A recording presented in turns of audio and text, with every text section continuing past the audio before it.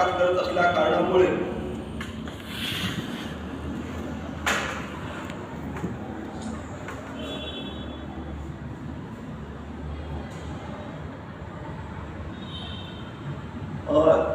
श्रीमान Ingale sir आणि तुम्ही त्यांची टीम उत्तम कामकाज करत असल्या कारणामुळे कधी मला ज्युनियर कॉलेजची एखादी मीटिंग किंवा सभा घेण्याचं काही गरज भासली नाही, आवश्यकता भासली नाही.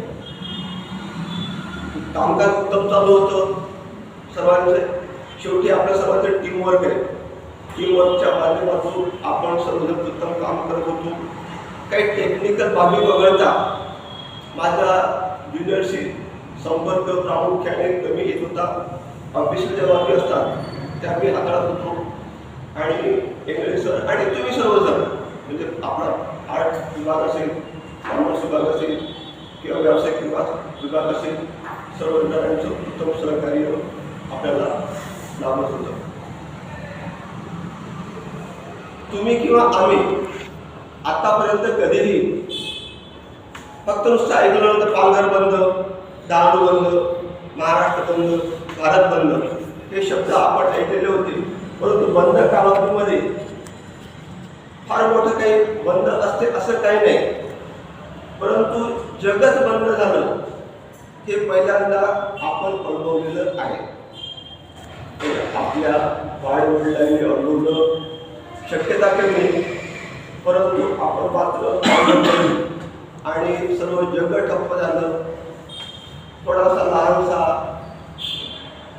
जीवाणू, विषाणू म्हणता येईल किंवा जीवाणू म्हणता येईल, व्हायरस, आणि तो जगभर पसरला आणि सर्व जगाचे व्यवहार ठप्प झाले. शाळा महाविद्यालय जवळजवळ मागच्या मार्च 2020 पासून आता मार्च येत्या 1 महिन्यानंतर आतापर्यंत शाळा महाविद्यालय बंद होते. जेमतेम आपण ती सुरू केलेली आहे आणि आपण सर्व शासनाचे आदेश आणि निर्देश यांचं पालन करून आपण आपलं महाविद्यालय, आपली शाळा सुरू केलेली आहे. सुरुवातीला आपण 10वी वर्ग सुरू केले, 21 मुलं 23 मुली, नंतर 20चे सुरू केले, तरीसुद्धा 21 मुलं 23 मुली. त्यानंतर आपण ज्युनियरशी संबंधित काही वर्ग सुरू केले आणि 9वी ते 12वी आपलं नियमित सुरू झालेलं असताना शासनाच्या आदेशानुसार 5वी ते 8वीचे सुद्धा आपण वर्ग सुरू केलेले आहेत. 9वी ते 12वी आपले वर्ग रेग्युलर आहेत. आपल्याकडे जागा मोठी असल्या कारणामुळे, बाका व्यवस्थित असल्या कारणामुळे एका भागावर मध्ये गॅप देऊन आपण ती ॲडजस्टमेंट करू शकत असल्या कारणामुळे ती आपण केलेली आहे. आणि 5वी ते 8वी पर्यंत मात्र अल्टरनेट डे, 1 दिवस मुलं आणि 1 दिवस मुली अशा पद्धतीचं आपण आयोजन केलेलं आहे आणि आपली शाळा नेत्याने सुरू झालेली आहे. या कोरोना कालखंडामध्ये जे भीतीचं वातावरण होतं त्या भीतीच्या वातावरणातून आपण नेमकं सावरलेले आहोत आणि संपूर्ण महाराष्ट्रामध्ये किंवा संपूर्ण देशामध्ये आपला व्यवहार सुरळीत सुरू झालेला आहे. परंतु तरीही मात्र अजून कोरोनाचं संकट पूर्णतः गेलेलं नाही. कोरोनाला घाबरण्याची काही जास्त गरजही नाही, परंतु जी काळजी घेणे आवश्यक आहे ती मात्र अतिशय महत्त्वाची आहे. ज्या बेसिक ज्या बाबी आहेत त्या सर्वांनी जर व्यवस्थित पालन केल्या तर कोरोना आपल्यापर्यंत पोहोचू शकेल असं नाही, तो आपल्यापासून दूरच राहू शकतो. माझा स्वतःचा अनुभव आहे. मी कोविड सेंटरमध्ये जवळजवळ 8 दिवसपर्यंत माझे मोठे बंधू नरपडचे, त्यांचं कोविड तपासणीपासून तर भरती करेपर्यंत आणि त्यांना घरी आणेपर्यंत कोणी करणार नसल्या कारण मलाच करावं लागलं. आणि अक्षरशः कोविड सेंटरमध्ये मी 5 ते 7 वेळा जाऊन आलो, परंतु मी माझी मात्र पूर्ण काळजी घेतलेली होती. आणि मग तेव्हा लक्षात आलं की जर आपण आपली जर काळजी घेतली तर हा कोविड आपल्याजवळ येत नाही, तो आपल्यापासून दूर राहतो. पण तरीसुद्धा आपण काळजी घेणे महत्त्वाचे आहे. घाबरण्याचं कारण काळजी घ्यायची. विद्यार्थ्यांना आपण सूचना दिलेल्या आहेत. विद्यार्थ्यांना कोणत्याही विद्यार्थ्यांना आपण कंपल्सरी केलेलं नाही. विद्यार्थ्यांनी शाळेत यावं किंवा न यावं हा त्यांचा विषय आहे. मला वाटतं तुम्हाला सूचना कशा दिल्या असतील.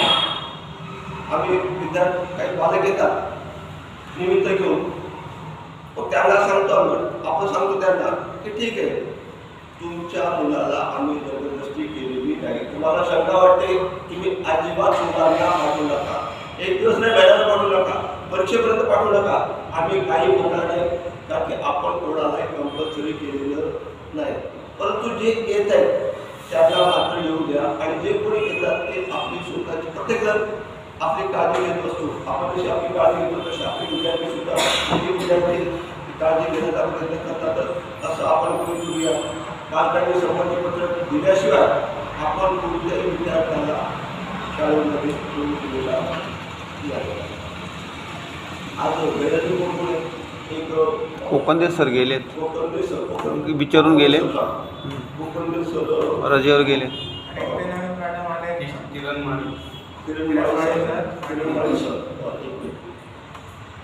कोकणदे हापसेवर गेलाय. गागस मॅडम किरण सर आज नाही. कोकणदे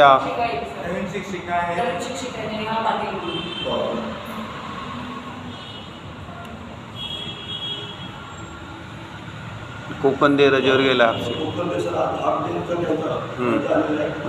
आणि 15 ते 20 तारखेपर्यंत कोकणदे सर सीएलवर आहेत.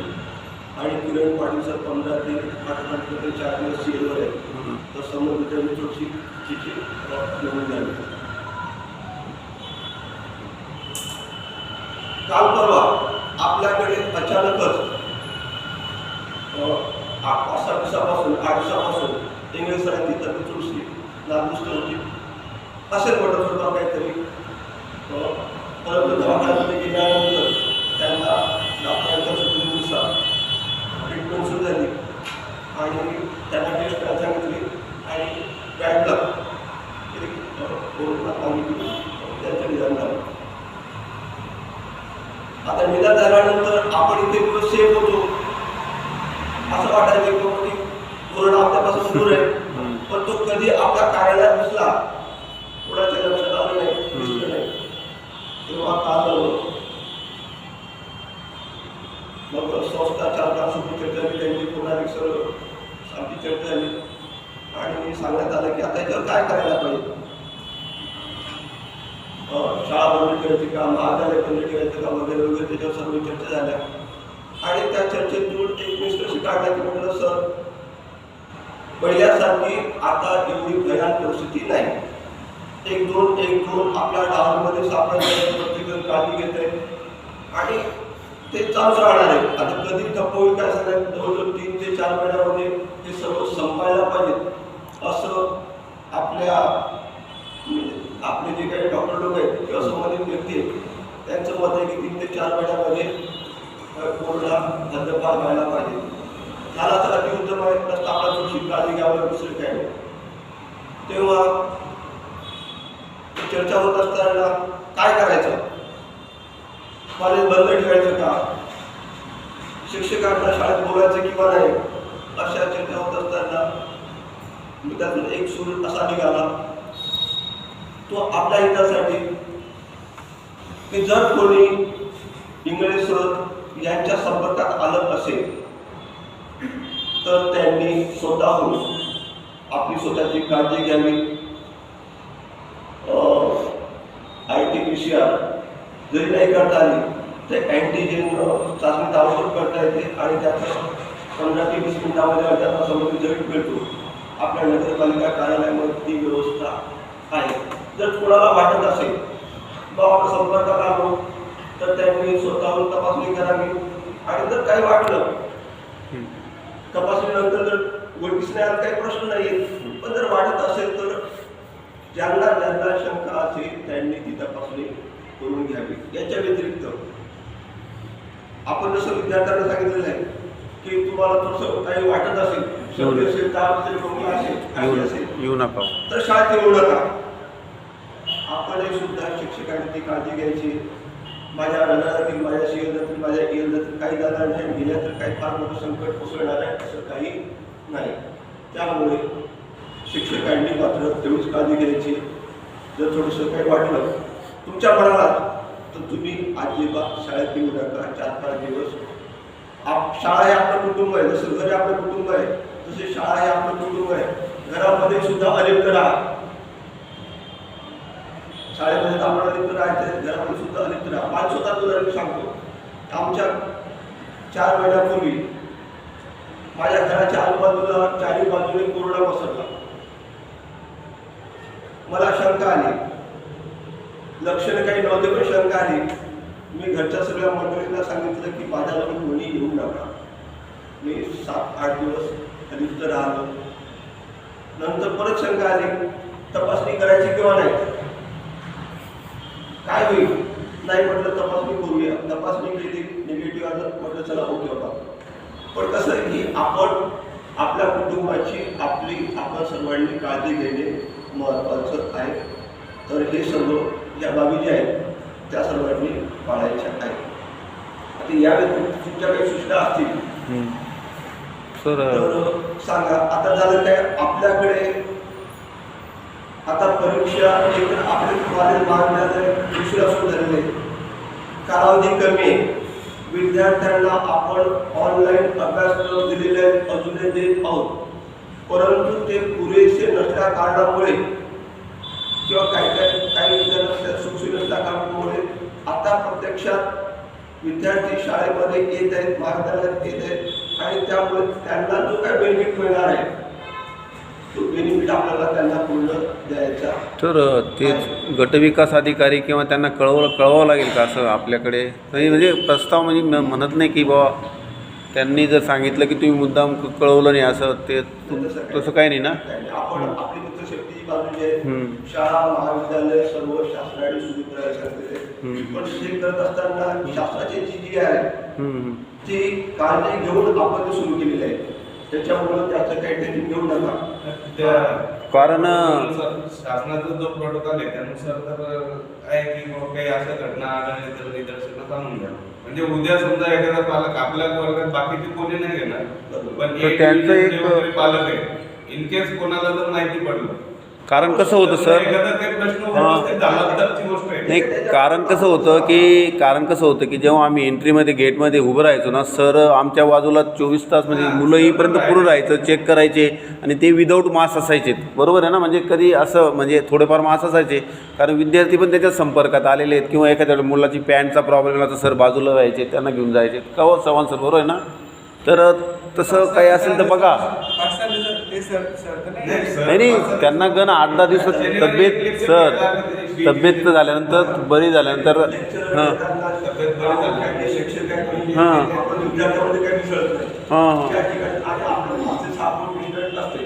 नाही गेटवर सांगतो सर, लेक्चरचं नाही. लेक्चर तर आपण अंतर असतो पण गेटवर होते ते 2 दिवस असं. वाटत असेल त्या मुलांनी म्हणून सांगितलं की प्रत्येकाने विद्यार्थ्यांना सुद्धा सांगा की बाबा तसं काही कोणाला वाटत असेल जनरल तर त्यांनी शाळेत यायचं नाही. म्हणजे तिकडे वरती कळवायची गरज नसेल तर बघा असं एकमेकांच्या संपर्कात असतो, प्रत्यक्ष आपण संपर्क येतो. त्याच्यात आपली जी काही महत्त्वाच्या ज्या काळजी आहेत त्या जर काळजी आपण घेतल्या तर मला वाटते तेवढा काही अनेक घरांमध्ये एक पॉझिटिव्ह असतो, बाकी निगेटिव्ह निघतात असे सुद्धा आहे. तर त्याच्यामुळे तेवढं हे नाही. परंतु फक्त आपली जी बेसिक ज्या काळजी आहेत त्या घेणं महत्त्वाचं. आपल्या सॅनिटायझर आहे, जाता येता सॅनिटायझर 2-3 वेळा वापर करा. तो मस्टर वगैरे सॅनिटाईज करून टाका सर. हां मस्टर वगैरे सर्व. हां सध्या ती रूम बंद किंवा त्या रूममध्ये घेऊन जाऊ नका. नाही आम्ही मस्टर वगैरे तिकडे नंदुमाळेकडे देऊन टाका असं. प्रोटोकॉलनुसार जर काही असेल तर करावं ते विचारून बघा तुम्ही सर. कारण काय सांगतो मी पार्ला कॉलेजला असंच आमच्या डिपार्टमेंटच्या एका सरांना झालं होतं. तर ते बॉम्बेचे ईओ काय बोलले की तुम्ही आम्हाला कळवायला पाहिजे होतं असं ते तुम्ही तुमच्या याच्यावर विचार करा. मी काय सांगा, तुम्ही वरिष्ठ आहेत, विचारून बघा. पार्ल्याला झालं होतं ना बीएस. मास्टर तुम्ही ऑफिसमध्ये सांगतात ना, ऑफिसमध्ये कशाला तुम्ही आता आपण रॉक करतो त्याप्रमाणे करा ना रजिस्टर आता थोडे दिवस आणि नंतर सेफ्टी हा, तसं तुम्ही ठरवा ना, आमचं काही असं नाही. सुद्धा करतील काही हां, नाही हां. करायचं. एक कच्चं मास्टर तयार करायला ठेवा. कच्च्या मास्टर करायचं एक कच्चं मास्टर ठेवा तसं पक्क्या नंतर मास्टर एकदम सही करून टाकायची काय तिथे बी राहिलं नाही काही फक्त हे करून फक्त काहीच नाही, फक्त सॅनिटायझरचा वापर करा, मास्क वापर करा. विद्यार्थ्यांना परत तिकडचे खोल्याला घेतो, एकदा आमच्याकडे येतो. आणि शक्यतो आपण विद्यार्थ्यांना मिसळायचं नाही, कारण की आपल्याला ही चौकट कितीही जरी म्हटलं ना सकाळी येताना मुलं जवळ राहतात तर आपला निघतात. फक्त काही हा एक प्रश्न आहे, पालकांचं जर काही कोणी आलं गेलं माहिती पडलं नाही, पालकांना एकच सांगायचं, बाबा, शंका तुम्हाला वाटत असेल तर तुम्ही शाळेत मुलांना पाठवू नका.